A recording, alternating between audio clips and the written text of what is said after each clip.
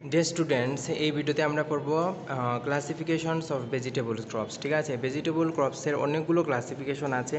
আর তোমরা exam point of view এর ক্ষেত্রে এইভাবে যদি তোমরা টেবুলার ফর্মে যদি পড়ো ক্লাসিফিকেশন, তাহলে একটা পেজের মধ্যেই তোমরা সব ক্লাসিফিকেশন পেয়ে যাবে আর রিভিশন দিতেও তোমাদের সুবিধা হবে। ঠিক আছে, তাহলে আমরা এখান থেকেই দেখব। তোমরা ডিটেলসগুলো কিন্তু ওই নেক্সট পেজ থেকেই পড়বে, ডিটেলসে তোমরা নেক্সট পেজ থেকে পড়বে।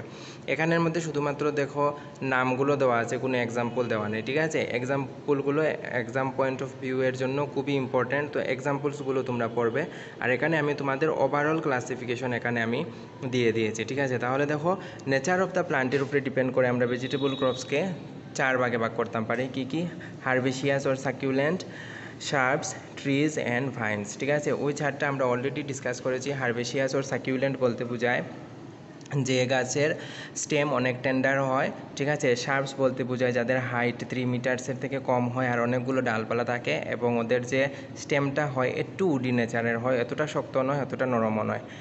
ট্রিজ যেটা আছে সেটার স্টেম তোমার কি হয়, অনেকটা উডি নেচারের হয় এবং হাইটও অনেক বেশি হয়, ওগুলো পেরিনিয়াল হয়। ঠিক আছে, এখানে হারবেসিয়াস যেটা আছে সেটা অ্যানুয়াল হবে, শার্পস যেটা আছে সেটা অ্যানুয়াল অ্যান্ড বাইনিয়াল বোথ হতে পারে, ট্রিজ যেটা আছে সেটা অ্যানুয়াল হবে, আর ভাইন্স যেগুলো আছে সেটা ডিপেন্ডিং আপন দ্য ক্রপ সেটা অ্যানুয়াল, বাইনিয়াল আর পেরিনিয়াল তিনোটাই হতে পারে। ঠিক আছে, ভাইন্স যেগুলো লতানো হয় এবং অনেক উপরে উঠে, তোমার কিছুর সাপোর্ট নিয়ে অনেক উপরে উঠে। ঠিক আছে, লাইফ স্প্যানের উপর ডিপেন্ড করে অ্যানুয়াল, বাইনিয়াল অ্যান্ড পেরিনিয়াল, এই 3 ভাগে ভাগ করা হয়। অ্যানুয়াল বলতে যে এমন সব গাছ যেগুলো 1 বছরের ভিতরে তাদের লাইফ স্প্যান কমপ্লিট করে, বাইনিয়াল 2 বছরের ভিতরে বা 2টা সিজন লাগে তাদের লাইফ স্প্যান কমপ্লিট করতে, আর পেরিনিয়াল বলতে যেগুলো বহু বর্ষজীবী, অর্থাৎ 2 থেকে বেশি বছর লাগে। ঠিক আছে, মেথডস অফ দ্য প্রপাগেশনের উপরে ডিপেন্ড করে 2 ভাগে ভাগ করা হয়। একটা হলো সেক্সুয়ালি প্রপাগেটেড অ্যান্ড এসেক্সুয়ালি। সেক্সুয়ালি বলতে বোঝায় সিড দিয়ে যেসব গাছের প্রপাগেট করা হয়। ঠিক আছে, যেসব গাছ আমরা সিডের মাধ্যমে উৎপাদন করে থাকি তাদের আমরা সেক্সুয়ালি প্রপাগেটেড ক্রপ বলে থাকি। আর এসেক্সুয়ালি বলতে সিড বাদে অন্য প্লান্টের পার্ট আমরা ইউজ করে থাকি, যেমন কাটিং, কোনো গাছের ডাল মানে কেটে লাগিয়ে দেওয়ার পরে কোনো ভেজিটেবলস আছে সেটা থেকে তোমার গাছ হয়ে যায়, যেমন অ্যাসপার এক্সাম্পল হলো অ্যাসপারাগাস। ঠিক আছে, সেটার গাছের ডাল যদি কেটে আমরা লাগাই তাহলে সেখান থেকে গাছ হয়ে যায়। টিউবার্স যেমন পটেটোর যেমন টিউব যেটা আছে সেটা আমরা ইউজ করে থাকি নতুন প্লান্ট উৎপাদনের জন্য।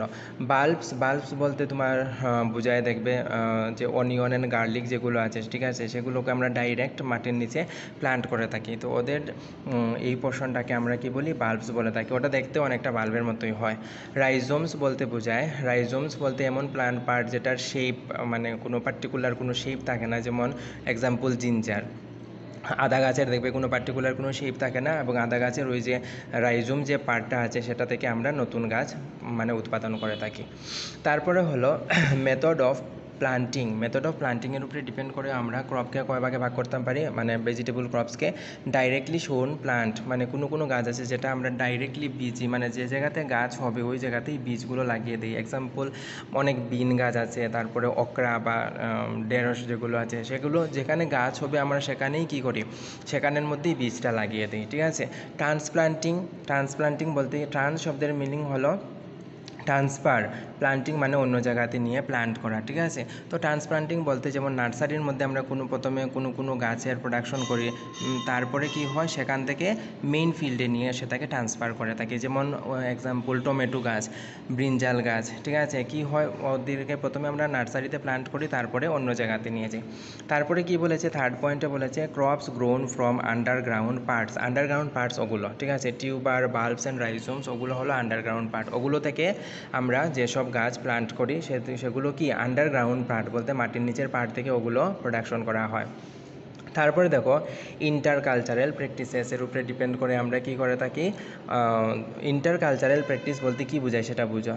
একটা গাছ লাগানোর পরে সেটার অনেক প্র্যাকটিস দরকার সেটাকে বড় করার জন্য, যেমন তুমি উইডিং হয়ে গেল, ঘাস সরানো, ইরিগেশন হয়ে গেল, জল দেওয়া, তারপরে তুমি মনে করো যেমন ইনসেকটিসাইড স্প্রে করা, হার্বিসাইড স্প্রে করা। ঠিক আছে, ওগুলো হলো ইন্টারকালচারাল প্র্যাকটিসেস।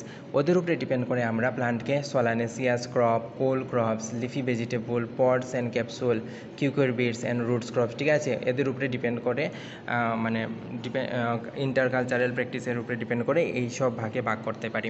ওগুলো আমি ডিটেলসে নেক্সট তোমার ভিডিওতে বা নেক্সট ক্লাসে আমি